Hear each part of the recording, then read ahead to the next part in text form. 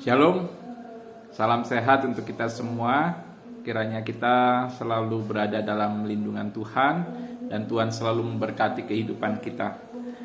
Kita akan kembali mendengarkan sapaan Sabda Tuhan di hari ini, hari Rabu tanggal 28 April 2021. Sebelum kita membaca dan mendengarkan firman Tuhan, mari kita bersama-sama berdoa, mohon bimbingan Roh Kudus. Kita berdoa.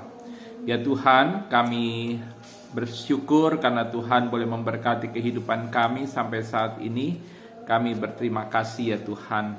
Kami saat ini hendak duduk di sekitar firman-Mu, mendengarkan sabda-Mu. Bimbinglah kami dengan Roh Kudus untuk kami dapat mengerti, menghayati, dan kami dapat melakukan sabda firman Tuhan dalam kehidupan sehari-hari.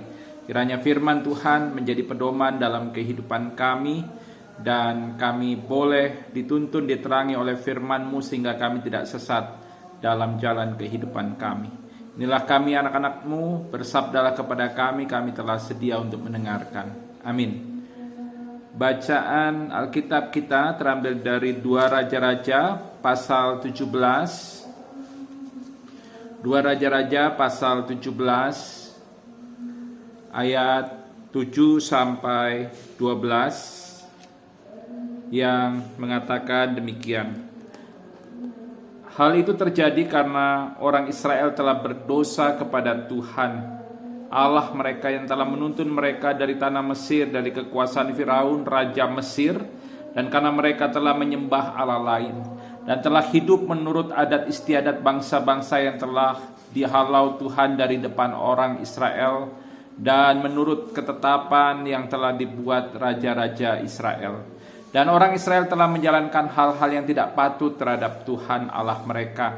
Mereka mendirikan bukit-bukit pengorbanan dimanapun mereka diam, baik dekat menara penjagaan maupun di kota yang berkubu.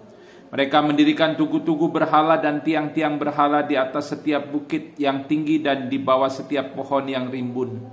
Di sana dan di atas segala bukit itu mereka membakar korban seperti bangsa-bangsa yang telah diangkut Tuhan, tertawan dari depan mereka.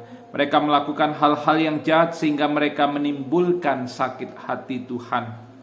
Mereka beribadah kepada berhala-berhala, walaupun Tuhan telah berfirman kepada mereka, janganlah kamu berbuat seperti itu. Yang berbahagia adalah mereka yang mendengarkan sabda firman Tuhan serta memeliharanya dalam kehidupan sehari-hari. Terpujilah Tuhan Yesus. Ibu bapak dan saudara-saudara yang dikasihi oleh Tuhan, dalam bacaan Alkitab kita diceritakan tentang peristiwa kehancuran dari kerajaan Israel Utara oleh bangsa Asyur. Dan kehancuran itu telah terjadi dan tidak seorang pun dapat mengelakkannya. Raja Israel ditangkap, yaitu Hosea, ditangkap oleh Raja Asyur dan negeri mereka dihancurkan. Rakyat diangkut dan ditawan ke Asyur dan terjadi kehancuran di seluruh kehidupan masyarakat. Dan semua itu terjadi bukan tanpa alasan.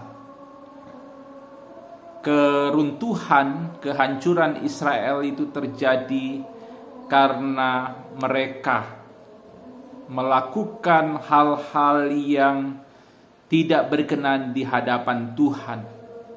Mereka selama ini telah berdosa kepada Tuhan. Mereka melakukan apa yang jahat di mata Tuhan. Mereka mendirikan tugu-tugu dan tiang-tiang berhala, dan kemudian mereka menyembahnya. Dan dengan demikian mereka mengkhianati perjanjian antara mereka dengan Tuhan. Mereka mengandalkan kekuatan manusia. Ketika mereka dalam bahaya, mereka meminta pertolongan dari bangsa-bangsa lain. Dan mereka beribadah kepada Allah yang disembah oleh bangsa-bangsa lain. Mereka bukan beribadah kepada Tuhan, tapi mereka beribadah kepada Allah yang disembah oleh bangsa-bangsa lain. Mereka melupakan Tuhan yang telah menyatakan karya keselamatan dalam kehidupan umat, di mana mereka pernah mengalami karya keselamatan Tuhan ketika Tuhan membebaskan mereka dari Mesir dan telah mengikat perjanjian dengan umatnya. Tapi mereka mengingkari perjanjian itu. Dan Tuhan sudah berkali-kali menyampaikan teguran, peringatan kepada umat Israel melalui para nabi, tapi mereka tidak menghiraukan. Mereka mengabaikan teguran-teguran dan peringatan-peringatan itu. Dan pada akhirnya Tuhan menjatuhkan hukuman atas Israel.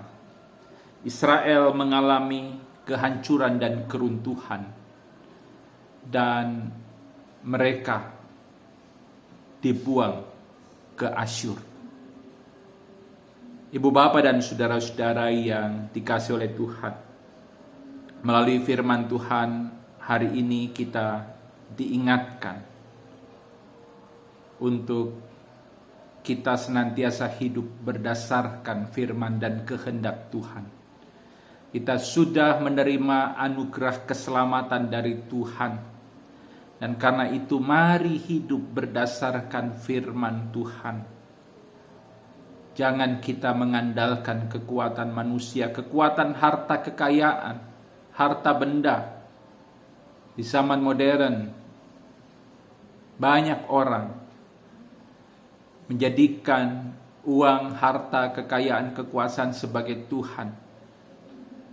Di zaman modern banyak orang mengandalkan kekuatan teknologi dan dianggap teknologi sebagai Tuhan yang mampu mengatasi setiap persoalan manusia. Belajar dari pengalaman Israel. Mari kita tetap hidup di dalam Tuhan. Kita hidup berdasarkan kehendak Tuhan. Kita melakukan apa yang Tuhan kehendaki, sehingga hidup kita menjadi hidup yang berkenan di hadapan Tuhan. Biarlah kiranya kita tetap menjadikan Tuhan sebagai Allah kita, dan kita tidak sekali-kali menyangkalnya. Jika itu kita lakukan, maka kehidupan kita akan diberkati oleh Tuhan. Tuhan sudah menyelamatkan kita. Dia sudah menganugerahkan keselamatan itu kepada kita.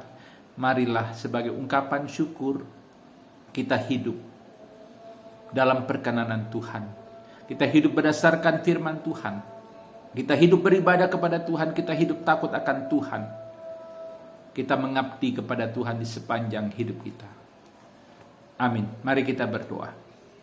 Terima kasih Tuhan, karena Tuhan boleh mengingatkan kami untuk kami hidup berdasarkan firman-Mu. Kau telah menyelamatkan kami, biarlah kami hidup taat, tunduk, patuh kepada Tuhan. Kami boleh hidup takut akan Tuhan, menyembah Tuhan, mengabdi kepada Tuhan, memuliakan Tuhan dalam hidup kami. Biarlah kiranya pengalaman Israel boleh menjadi pengalaman berharga bagi kami, untuk kami tidak mencontohinya.